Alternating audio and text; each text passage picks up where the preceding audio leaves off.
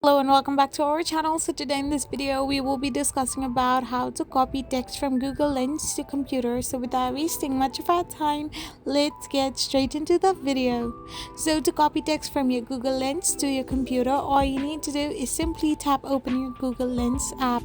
So once you tap it open, you need to go in your icon. So once you tap on it, you need to now scroll your camera towards the text you want to copy and simply tap on the shutter button.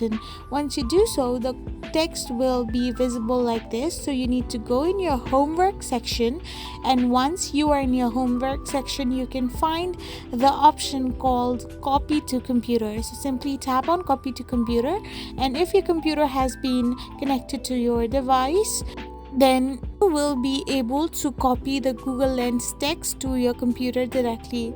I hope you found this video helpful, so don't forget to hit that subscribe button and do give us a thumbs up. We will be back again with these informative videos. Thank you for watching.